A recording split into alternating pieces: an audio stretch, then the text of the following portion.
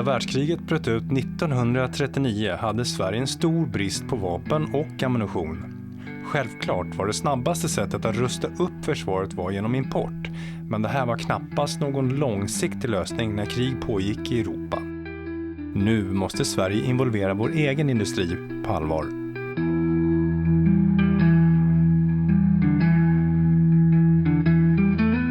På löpande band byggdes bergrum och andra skyddade anläggningar runt om i landet. Skogar och markområden togs i anspråk för att skapa utrymme för krigsindustrin. Sverige förberedde sig på det värsta med målet att stärka sin förmåga att försvara sig i en allt mer osäker omvärld.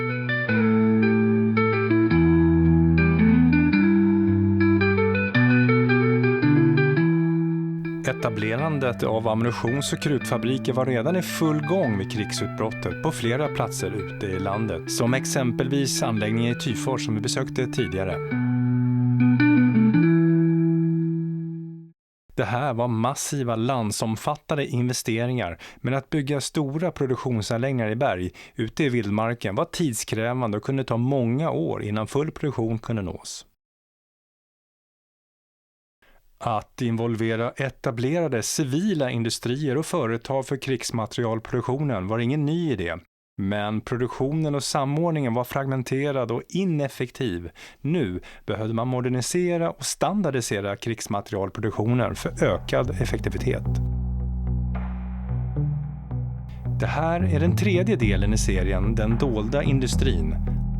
Norrahammar.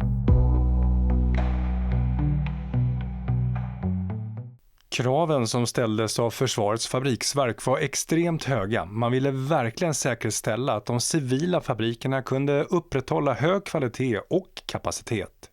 De här kraven skulle på sikt göra många av de här krigsviktiga företagen effektiva och konkurrenskraftiga ända fram till idag.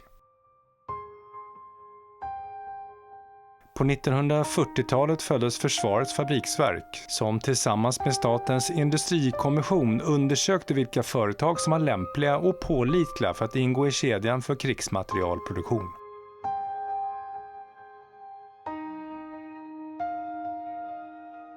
För vissa av de här företagen blev den nyinförda krigsmaterialproduktionen en långsiktig ekonomisk framgång, medan för andra var mer en tillfällig vinst som upphörde när kriget slutade 1945. Sveriges metallindustri har gamla anor och redan på medeltiden exporterade vi järn ut i Europa. Och här längs Tabergsån ligger Norrahammars bruk och det var här som var den sista länken i järnhanteringskedjan och den första gjutningen skedde redan 1877. Det här var Sveriges ledande gjuteri och nästan den största i Norden. Man producerade bland annat spisar, stekpannor och värmepannor. Men snart skulle bruket i Norrahammar bli en viktig del i Sveriges industriella upprustning genom att producera ammunitionshylsor för krigsmakten. En av Sveriges ammunitionsfabriker ligger i Karlsborg. Här skedde tillverkning av patroner till finkalibriga vapen. Under första världskriget var tillverkningskapaciteten i Karlsborg 25 miljoner skott per månad. Men under den efterföljande fredstiden var många av tillverkningsmaskinerna nerpackade. Planen vid en eventuell fullständig mobilisering var att flytta ut maskinerna från Karlsborg till olika privata företag runt om i Sverige. Vid andra världskrigets utbrott var tillgången på 6,5 mm gevärsammunition 110 miljoner patroner, vilket nästan var i linje med 1937 års reglementsenliga utrustningsbehov på 118 miljoner patroner. Det löpande behovet av gevärspatroner låg på 20 miljoner patroner per månad vid full mobilisering. Husqvarna skulle tillverka 10 miljoner hylsor per månad men blev nu fullt upptagna med vapentillverkningen och delegerade uppgiften vidare till sitt dotterbolag Norrahammars bruk. När finska vinterkriget bröt ut 1939 ville Sverige stödja Finland trots att vi hade förklarat oss som icke-krigsförande land. Sverige gav Finland stöd på flera sätt, inklusive leveranser av vapen och ammunition. Ett större problem var dock den stora bristen på övningsammunition. Normalt fungerade återanvändningen av hylsor bra genom omladdning, men i början av beredskapen hann man inte skicka tillbaka dem i samma takt som tidigare. Sveriges lager av ammunition tömdes nu i en allt snabbare takt och den 23 februari 1940 mobiliserades Norrahammars bruk och produktionen av hylsor startades.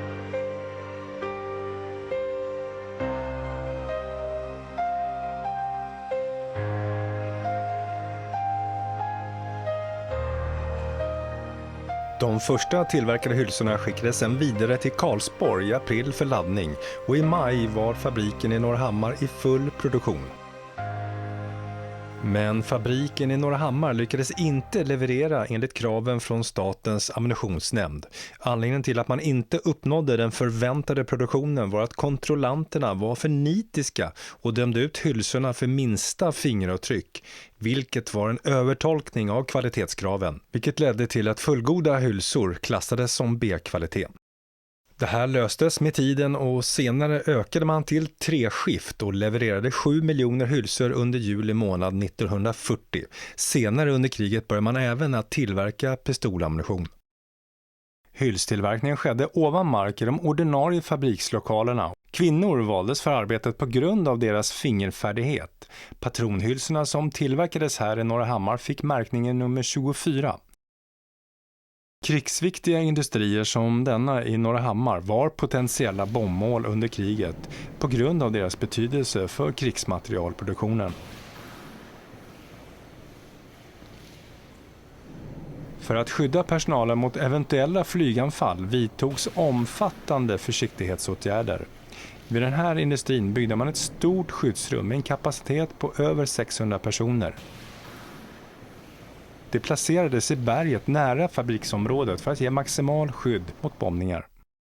Ett så kallat industriluftskydd fanns vid krigsviktiga industrier, både för att skydda personalen men framförallt för att skydda produktionen. Industriluftskyddets uppgifter kunde bestå av materialskydd, alarmering, mörkläggning och maskering och så vidare. Luftskyddet skulle säkerställa att verksamheten och produktionen kunde återupptas snabbt efter ett luftanfall, vilket innebar att styra reparationsåtgärder och rapportera skador. För det här ändamålet byggdes skyddsrum och ledningscentraler i bergrum och källare.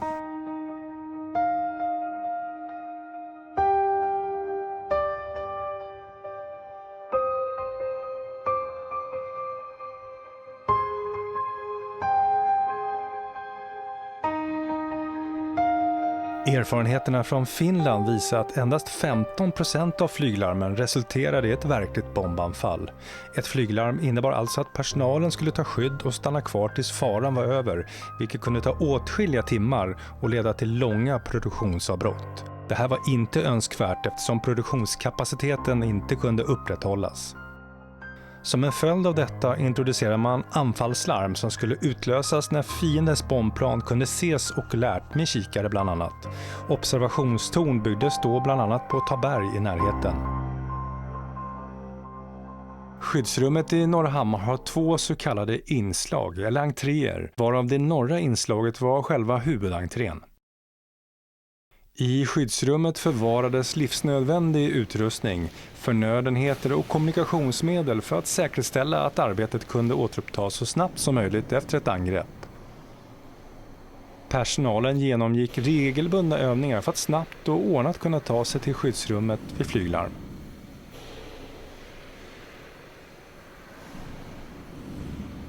Skyddsrummet är utformat som ett U, vilket ger en effektiv struktur för att hantera både tryckvågor och gasangrepp. Man antar att bergrummet byggdes under tidspress och mötte knappast de högsta kraven vad gäller stötvågsskydd och gasskydd.